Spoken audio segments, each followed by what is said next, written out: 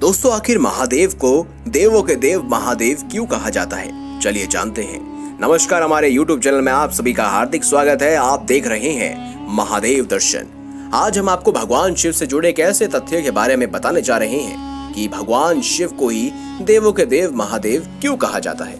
पुराणों में बताया गया है कि सृष्टि की रचना ब्रह्मा जी ने की, इसीलिए ब्रह्मा जी को सृष्टि का रचयिता कहा जाता है और भगवान विष्णु इस सृष्टि के पालन करता है।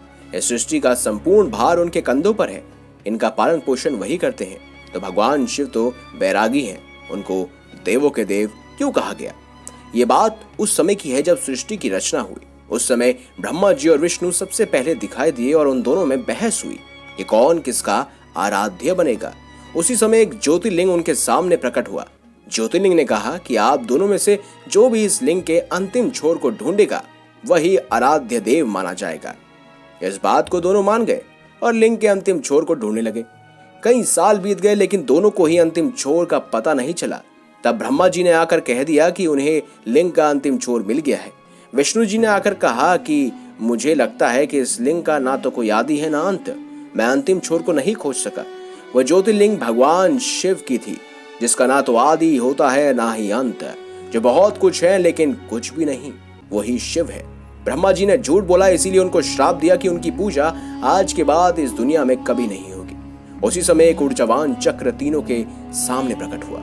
उस चक्र में से जब त्रिदेवों ने पूछा आप कौन हैं, तो वहां से एक ध्वनि सुनाई थी, मैं काम हूं तो मोक्ष भी हूं। उन्होंने कहा कि वो त्रिदेवों की उत्पत्ति थी, उन्हीं को वह अर्ध रूपी शक्ति कहते हैं। जब त्रिदेवों ने उन्हें अपने मूर्त रूप में आने के लिए कहा, तब वह पहली बार अपने मूर्त रूप में आए। त्रिदेवों के मन में लालसा थी कि वो कितनी सुंदर होगी। उनके मन में प्रेम की भावना प्रबल होनी चाहिए। लेकिन जब अर्ध पराशक्ति अपने मूर्त रूप में आई, वो महाकाली थी। उसके इस रूप को देखकर ब्रह्मा जी ने मुंह फेर लिया और उनके स्वरूप से उनसे दूर जाने लगे। लेकिन जब महाकाली ने देखा कि ब्रह्मा जी उनके रूप से मुंह फेर रहे हैं, तो उनका सिर 3 मुंह वाला कर दिया गया। कहा, जिसने ज्ञान से ही उनका मुंह फेर लिया, उसके साथ हमेशा ज्ञान की देवी सरस्वती रहेगी। तब से ही ब्रह्मा जी के 3 मुख हैं और माता सरस्वती महाकाली का ही अंश है। उसके बाद विष्णु जी की बारी आई, उन्होंने आंखें बंद कर ली, ऐसा अनुभव करने की कोशिश की कि महाकाली बहुत सुंदर है। तब महाकाली ने कहा कि जिसने अपनी माया के जरिए मेरे सुंदर रूप को देखने की कोशिश की, उसके साथ हमेशा माया की देवी रहेगी, मतलब देवी लक्ष्मी। उन्हें अपने अंश में देवी लक्ष्मी का स्वरूप दिया गया। अंत में बारी आई भगवान शिव की। शिव जी महाकाली को एकटक देखते रहे। तब महाकाली ने पूछा कि तुम्हें मुझसे भय नहीं लगता? तब शिव जी ने कहा, मुझे सिर्फ प्रेम की अनुभूति हो रही है और आपसे सिर्फ प्रेम करता हूँ देवी।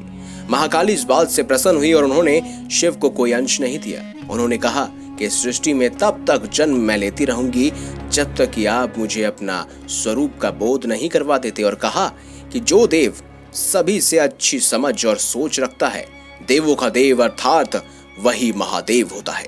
तभी से भगवान शिव का नाम महादेव हुआ। क्या आप जानते हैं कि उसके बाद महाकाली ने सृष्टि में 107 बार जन्म लिया। उनका 108वां जन्म माता पार्वती के रूप में था और यह आखिरी जन्म था।